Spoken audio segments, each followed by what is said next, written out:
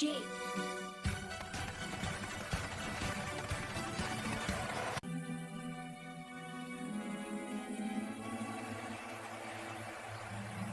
Picture this. A bright afternoon outside Buckingham Palace. Tourists gather, phones raised, hearts full of excitement. Suddenly, an entitled teenager steps forward, smirking, mocking the royal guard as if they're just actors in funny hats. But then, something changes.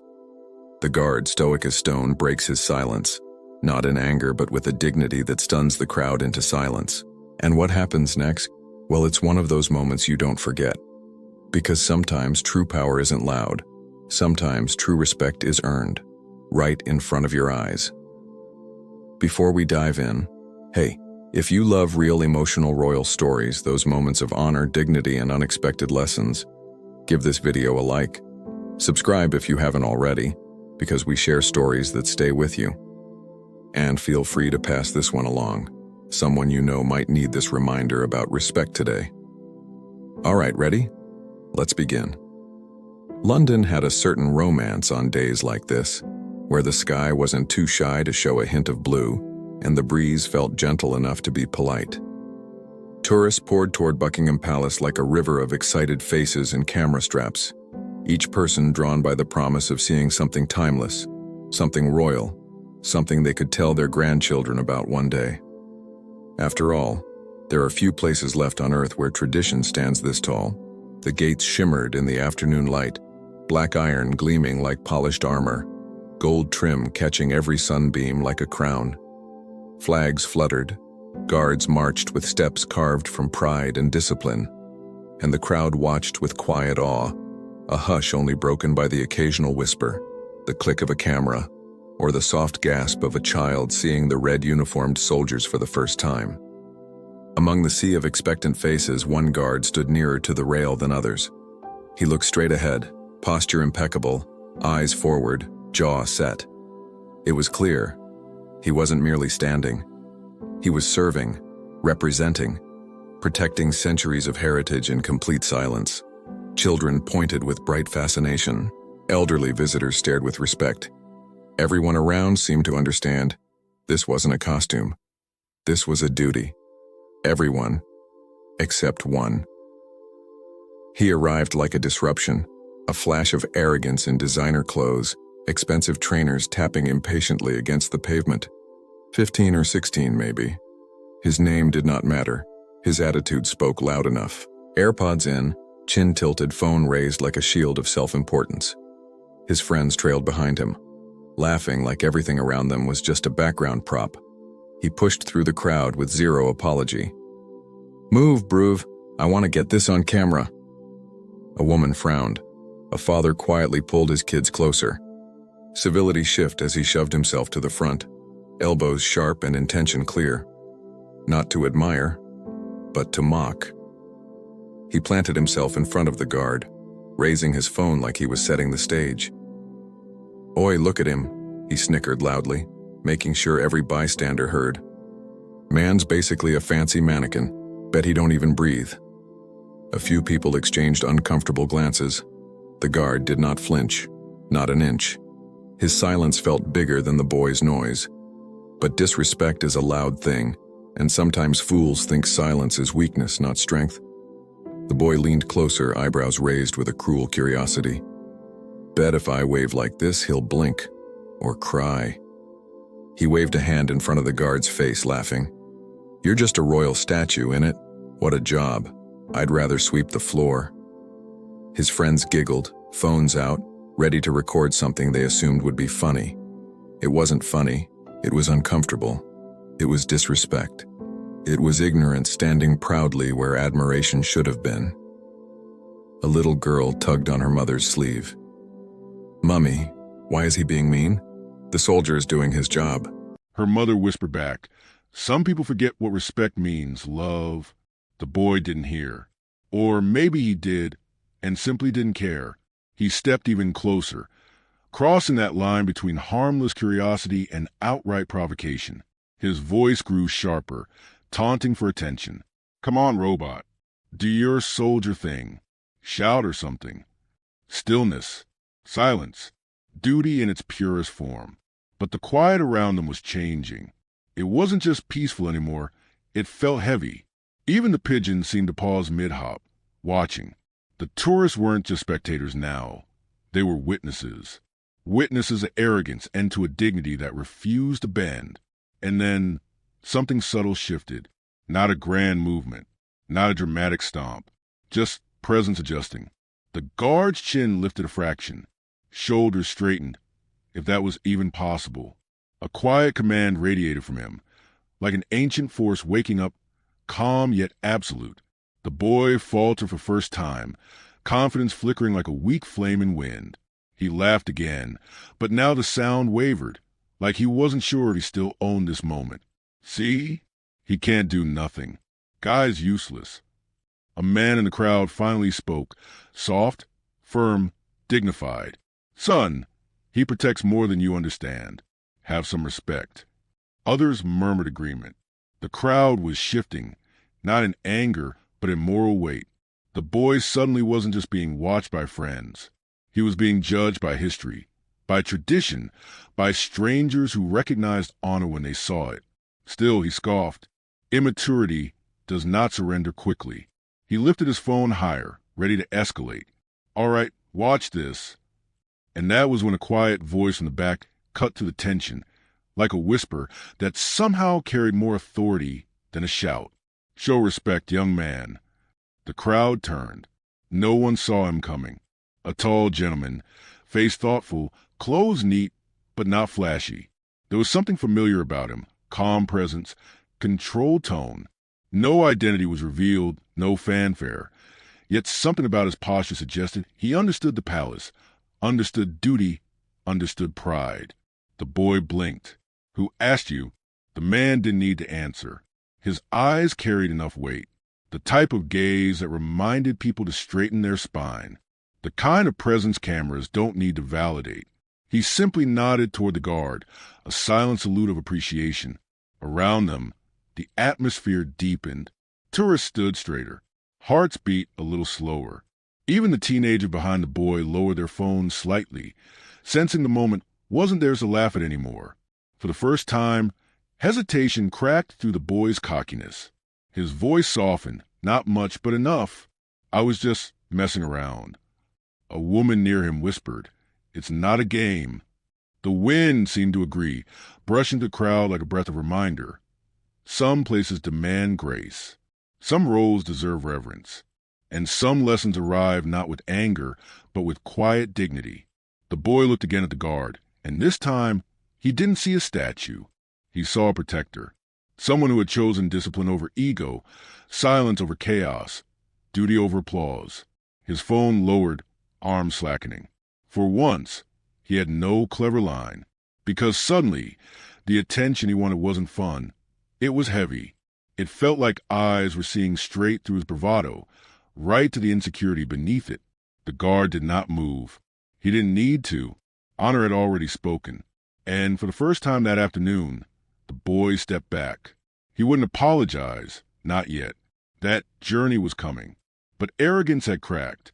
Respect had entered. And something important had begun. No shouting, no force, just dignity winning quietly, the way true power often does. And the day at Buckingham Palace, once ordinary, once playful, suddenly felt like the start of a story people would go home and talk about. Because everyone saw it. Arrogance challenged, honor standing firm, and a lesson beginning to take shape. A lesson that would echo long after the crowd left the gates. For a long moment, the world stood still. The guard remained a monument of dignity, as timeless and immovable as the palace behind him, his boots rooted to the stone, his expression fixed in disciplined serenity. But beneath that stoic exterior, a ripple of something unspoken moved, not anger, not irritation, something deeper, a quiet understanding that the moment demanded more than stillness. And then, without warning, the guard did something no one around had expected. A single step forward, not aggressive, not hurried, just one precise, commanding stride, the kind soldiers are trained to make when duty and principle align. The sound of his boot striking the ground echoed like thunder cutting through a hushed cathedral. Conversation stopped. Phones froze midair. Heads turned as if the very earth had shifted. His voice followed, firm, steady, respectful, yet edged with undeniable authority. Step back. Show proper conduct. Just 7 words. But they carried the weight of centuries, of tradition, honor, and the silent pride of those who stand to protect without ever asking for recognition. His tone wasn't loud. It didn't need to be. It carried the same power as a rising tide, inevitable, commanding, impossible to ignore. The boy's bravado faltered. It was like watching a balloon deflate. Slowly, visibly, the air of arrogance leaking away to reveal the nervous teenager underneath. For a moment, he didn't look like a bully anymore. He looked like what he truly was, a kid who had not yet learned the difference between attention and respect. "You talking to me?" he muttered, voice suddenly small, fragile around the edges. The guard did not blink. "Yes, sir." "Step back." "Sir." The word struck harder than any reprimand. A soldier calling him sir. Not sarcastically, not bitterly, but as part of his duty. A powerful reversal. Authority showing courtesy even when disrespected. And somehow, that humbled the boy more than anger ever could have. A murmur rolled to the crowd, not judgmental but contemplative, as though everyone felt the lesson settle into their bones. Not just about respect for military or the monarchy or tradition, but about dignity, about being better than provocation. A little boy near the rail whispered in awe. He spoke. Another child clapped softly, believing they had just witnessed something extraordinary, and in their own small, innocent way, they had. The teenage boy took a step back. Then another. His eyes dropped, his phone lowered to his side. He swallowed, unable to muster even a half-hearted laugh. "I didn't mean," he began. The guard, unmoving now, returned to silence, not cold silence, but one that felt like grace, as if to say, the lesson has been delivered. No need for shame, just growth. But fate wasn't finished with the moment. From back, the same man who'd spoken earlier, the quiet figure with presence instead of ego, stepped closer. He didn't crowd the boy, didn't grandstand, didn't scold. He simply stood beside him, hands folded calmly in front of him. "Sometimes," he said gently, "strength means holding yourself with honor, even when no one's watching." The boy blinked, startled by the kindness in the tone. He expected anger. He got wisdom. "Those men," the gentleman continued, nodding toward the guards, "stand in any weather, without movement, without complaint. They dedicate years to their duty, not for applause, not for attention, for country, for tradition, for something bigger than themselves." His voice was low, measured, the kind of tone that could calm storms. "And today, you stood in front of one, mocking something he holds sacred, not because you're cruel, but because you don't yet understand what it means to stand for something." Silence, not heavy, thoughtful. The boy looked at the ground, then at the guard, and finally at the gentleman beside him. "How do you know all that?" he asked softly. The man smiled, not with superiority, but with patience. "Respect teaches you if you let it." He didn't offer a name, didn't step forward as a public figure or authority. He simply existed as a reminder that leadership isn't in titles or uniforms, but in character. The boy stared at him, recognizing something noble and real, even if he couldn't articulate it. The crowd wasn't furious. They were moved. They weren't here to shame the boy. They were witnessing an awakening.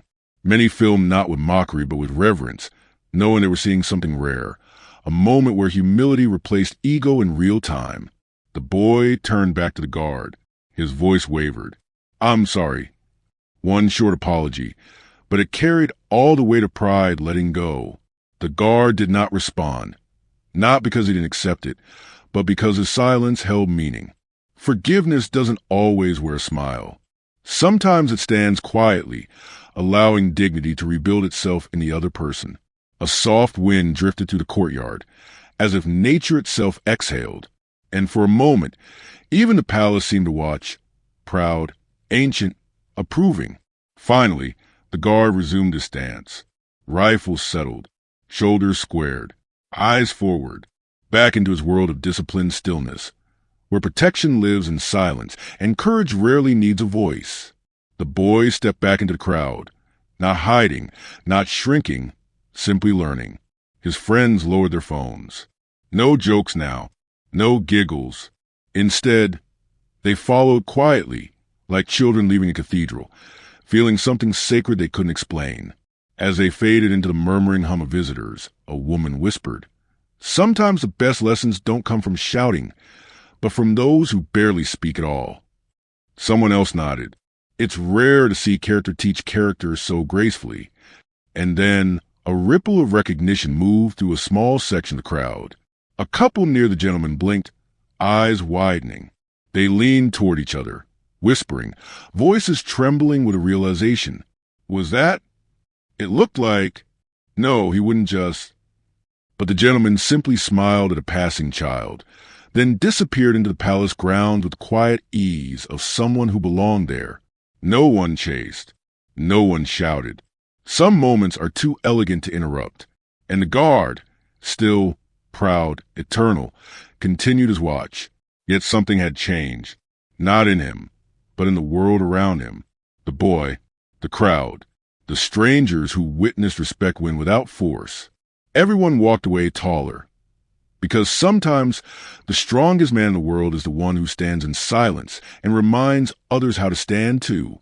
The crowd slowly thinned, yet quiet buzz lingered in the cool afternoon air, like London itself was still processing what it had just witnessed. The moment hadn't been loud or dramatic, but it had stirred something, a reminder that respect, like tradition, doesn't fade just because the world grows noisier. A few tourists remained near the rail, their eyes still drifting back to the guard every few seconds, whispering respectful comments. The teenage boy and his friends had slipped into the background, quieter now, shoulders a little less puffed, hearts a little heavier with lesson learned. But what most people didn't realize was that the moment had drawn the attention of someone others rarely noticed in crowds. Someone who understood the true value of quiet strength better than most. Standing a short distance away, wearing a simple long coat and a soft wool scarf, was a woman with kind eyes, gentle, observant, elegant in the way only someone raised in grace can be. Not overly guarded, not flamboyant, not seeking attention. If anything, she blended into the scenery like a warm detail in a painting. Subtle, present, soft-spoken strength wrapped in calm composure. Catherine, she hadn't been there for the spectacle. She hadn't intended to watch a lesson unfold in real time. She was simply on a quiet walk near the palace, the kind she occasionally took for fresh air, grounding, a touch of normal life. But when she saw the small commotion at the rail, she paused, not out of alarm, but intuition. Catherine understood people. She always had, and she knew instinctively when a moment mattered. She had seen the arrogance, the taunting, but she had also seen the transformation, that fragile instant where pride cracked and humility stepped in. It touched her, not because disrespect surprises her, but because growth always moves her, especially in the young, especially when the world expects them not to care. She stayed for a moment longer, her gloved hands lightly clasped, eyes settling back on the guard with admiration. She knew the discipline his role required. She knew the training, the focus, the sacrifices, the stillness that demanded strength far louder than any shout. A palace aide nearby leaned slightly toward her. "Ma'am, shall we?" Catherine offered the gentlest shake of her head, her gaze still on the guard. Just a moment. Her voice was quiet, but purpose lived in it. A mother and child walking past froze suddenly. They recognized her, eyes widening. But Catherine pressed a finger gently to her lips with a soft smile, not to hush them as a command, but as a request spoken through grace. The mother nodded, amazed yet respectful, and walked on without fuss. A rare privilege, seeing royalty in their most human moments and honoring the privacy offered. Catherine watched the boy at a distance. He didn't see her. He didn't need to. Lessons aren't always about the witness. Sometimes they're just between a moment and the person living it.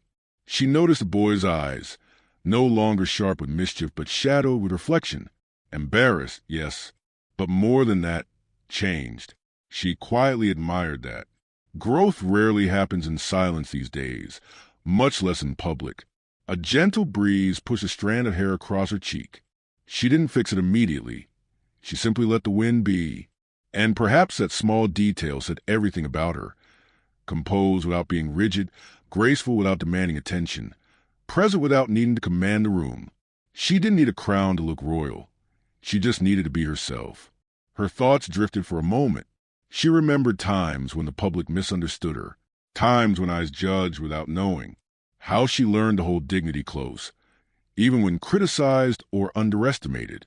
And perhaps that's why she felt a quiet tenderness toward moments like these, where someone young, someone still learning, encounters humility not as punishment, but as guidance.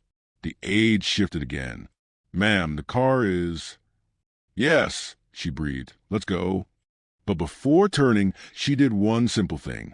She nodded slightly toward the guard, not dramatically, not to be seen. A small, private gesture of respect, from one symbol of duty to another. A silent thank you for holding the line without ever needing to move it. The guard, trained to stare ahead, didn't acknowledge her, at least not publicly. But something in his jaw softened ever so faintly. Perhaps he felt the acknowledgement. Perhaps he didn't need to see it to appreciate it. And then, as Catherine walked away, something unexpected happened behind her. The teenage boy, still processing his encounter, turned and noticed her leaving. His eyes widened in shock, his face flushing. Recognition crashed over him like cold water. "That was," he whispered to his friends, voice trembling, realization painting every word. "Wasn't that?" They stared breathless. One nodded slowly. "Bruv, you just embarrassed yourself in front of her." The boy's face crumbled a little, not in humiliation this time, but in genuine regret. It wasn't about being caught. It was about being witnessed by someone he admired more than he could admit, someone who embodied the very respect he had mocked minutes before. He looked down again, the lesson settling deeper now, heavier and more meaningful. He didn't chase her.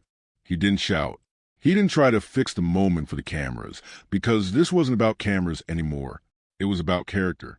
And sometimes maturity begins in the quiet realization of who sees us at our worst, and how we rise after. Catherine disappeared into the palace path, not turning back, not expecting anything more. She didn't stay to watch the transformation she had quietly honored. She simply trusted it. A woman beside the boy exhaled softly. "You're lucky." Most people learn these lessons with no grace watching over them. The boy didn't answer, but his expression spoke louder than words ever could. Shame had softened into reflection, reflection into growth. And growth? Growth had started to bloom into something better. The guard resumed his stillness.